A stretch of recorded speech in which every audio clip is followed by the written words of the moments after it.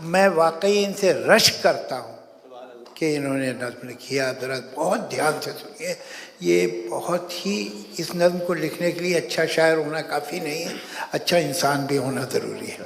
بہت شکریہ. نظم بے حیا. ہم ہی تو ہیں وہ جو طے کریں گے کہ ان کے جسموں پہ کس کا حق ہے. ہم ہی تو ہیں وہ جو طے کریں گے کہ کس سے ان کے نکاح ہوں گے. یہ کس کے بستر کی زینتیں ہیں. وہ کون ہوگا جو اپنے ہونٹوں کو ان کے جسموں کی آب دے گا.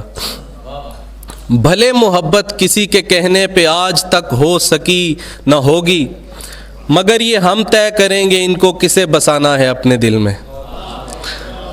ہم ان کے مالک ہیں, جب بھی چاہیں انہیں لحافوں میں کھینچ لائیں اور ان کی روحوں میں دانت گاڑیں. یہ ماں بنے گی تو ہم بتائیں گے ان کے جسموں نے کتنے بچوں کو ڈھالنا ہے.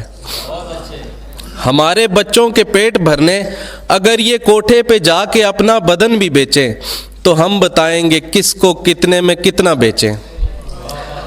ہم ہی کو حق ہے کہ ان کے گاہک جو خود ہم ہی ہیں سے ساری قیمت وصول کر لیں.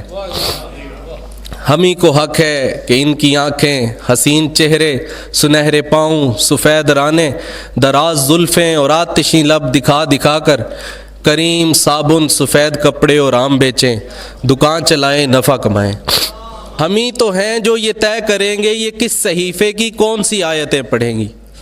یہ کون ہوتی ہیں اپنی مرضی کا رنگ پہنے, اسکول جائیں ہمیں پڑھائیں. ہمیں بتائیں کہ ان کا رب بھی وہی ہے جس نے ہمیں بنایا. برابری کے سبق سکھائیں. یہ لونڈیاں ہیں ہمارے پیروں کی جوتیاں ہیں. یہ کون ہوتی ہیں اپنی مرضی سے جینے والی. بتانے والے ہمیں یہی تو بتا گئے ہیں جو حکمرانوں کی بات ٹالیں, جو اپنے بھائی سے حصہ مانگیں, جو شوہروں کو خدا نہ سمجھیں, جو قدرے مشکل سوال پوچھیں, جو اپنی محنت کا بدلہ مانگیں, جو آجروں سے زبان لڑائیں, جو اپنے جسموں پہ حق جتائیں وہ بے حیا ہیں.